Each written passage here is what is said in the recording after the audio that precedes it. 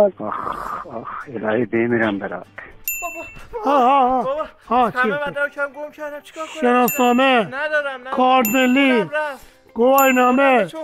برای همین میگن تو سن بالا بچه دار نشید، عرضه نداره مدارکشو نگه داره احمد. پایان خدمت که اصلا خدمت نرفتم ایزن. خر دانکی همه تمک بینم. بابا بچه ها اگر شما مشکلی شبیه مشکل موری پیدا کردید حواستون باشه میاید دفتر پیشخوان یه نامه بهتون میدن، با نامه میرید کلانتری یه رازویت اولیه میشید، تایید میشه نامتون، میارید شروع میکنید از شناسنامه دونه دونه مدارکتون رو اقدام میکنید واسه گرفتنش.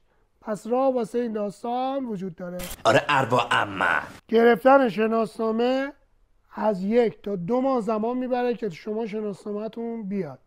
بعد بلافاصله درخواست میکنید برای کارت ملی. کارت ملی هم با اون رسیدش شما میتونید همه کاراتون انجام بدید. به خاطر مشکلات فنی فعلا همونجوری که میدونید خیلی طول میگیره تا کارت ملی بیاد و تحویلتون بشه. بنابراین با رسیدی که دستتون دارید و نشون میده که کل اطلاعات شما در سیستم ثبت احوال ثبت و درج شده، کل کارهای بانکی و ثبت احوالی و محضریتون رو با اون رسید میتونید انجام بدید.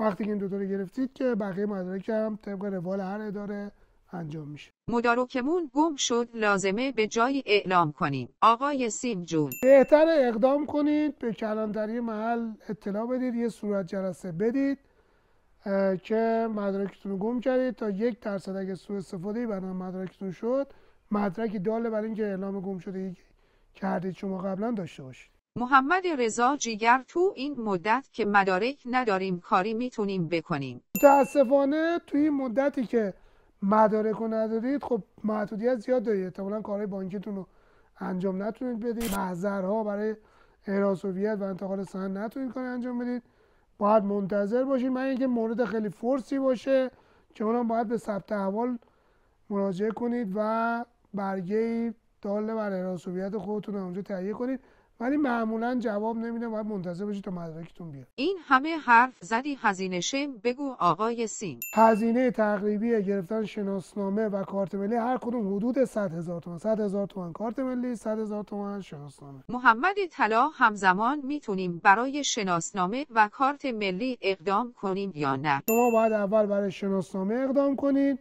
بعد از 1 تا 2 ماه که شناسنامه‌تون اومد و اومدید دریافت کردید اون وقت میتونید برای کارت ملیتون اقدام کنید. محمد رضا مدارک قدیمی پیدا شد، به دردمون میخوره. مدارک قدیمتون از درجه اعتبار ساقطه، اونا رو حتما باید ببرید دوباره تحویل ثبت احوال بدید. آقای سیم با این که صدات رو مخه، ولی بگو ببینم کپی برابر اصل مدارک به درد میخوره داشته باشیم یا نه؟ معمولا برای دریافت این که کسی که مدرکش کامل همه مدارکش رو گم کرده باشه، بله هر مدرک هر کپی یا عکس داخل موبایل از مدرکش میتونه تسریع روند دریافت شناسنامه و کارت ملی مجدد بشه.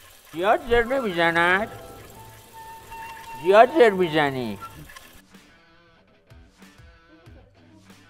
تمام نشد مگه؟ بابا همه مدارکمو دزدن گمش کردم. صدا در مورد ازش. آره دیگه راست میگه، خنده نکن دیگه. راست میگه. هیچ مدرک عکسایی نداری؟ ندارم. از دهنت سرویسه.